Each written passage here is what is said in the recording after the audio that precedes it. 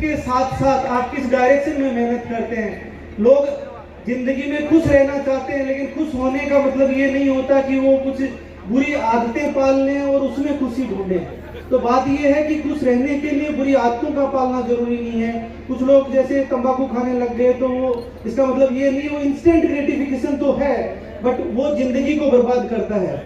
तो उस दौरान उन्होंने हमें एक इंसिडेंट बताया था, मैं आप सबके साथ शेयर करना चाहूंगा और मैं चाहूंगा कि आप उस चीज को लेके अपने खुद की सोचें कि अपन किस तरह के एक जिंदगी में जाने वाले हैं, किस तरह की लाइफ की ओर अग्रसर हो रहे हैं। आप खुद मूल्यांकन कर पाएंगे उस चीज का।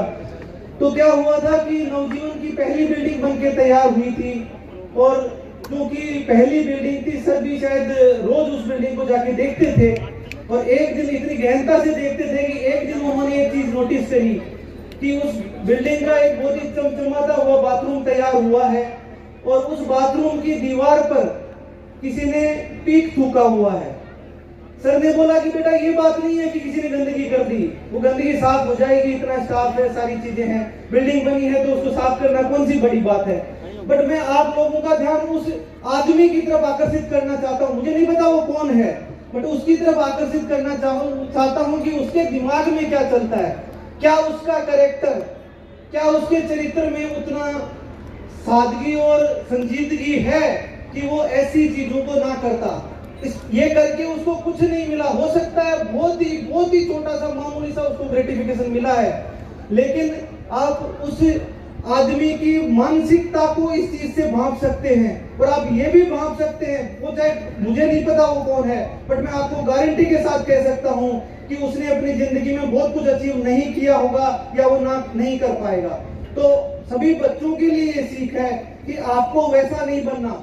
आपको ये करना है कि जब कोई आपको नहीं भी देख रहा है तो क्या आप कैरेक्टर को मेंटेन कर पा रहे हैं। Are you the man of character?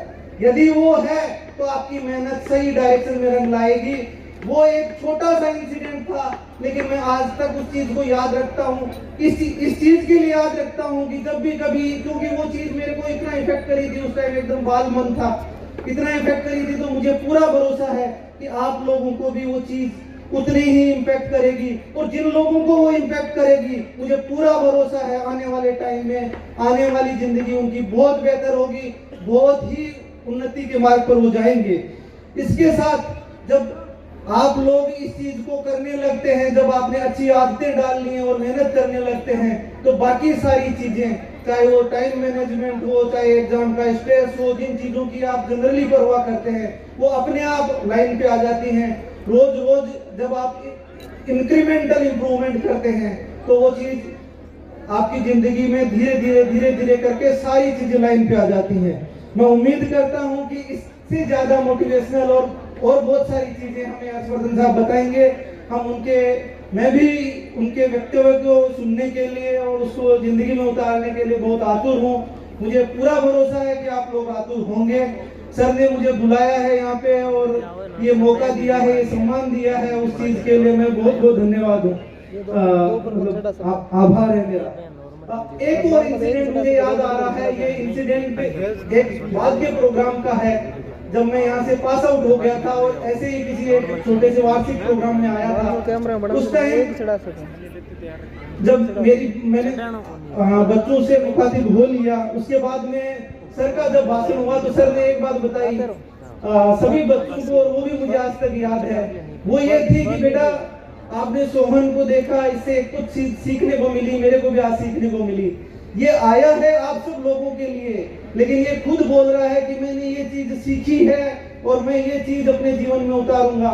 तो बोले ये वो बढ़िया है जो मिर्च की बोरी को भी व्यर्थ नहीं फेंकता, उसको भी उस टाइम झटकाता है जब पड़ोसी वाले दुकान पे तो कस्टमर हैं लेकिन अपनी उसकी दुकान पे नहीं है, ताकि वो कस्टमर दूर चले जाएं और जब वापस आए तो हो सकता है एक आधा कस्टमर उसको भी मिल जाए। तो मैं चाहता हूं कि आपका भी वही ध्यान होना चाहिए कि कैसे जिंदगी में आपका जीवन बेहतर हो सकता है, क्या अच्छी चीज है जो आप उतार सकते हैं।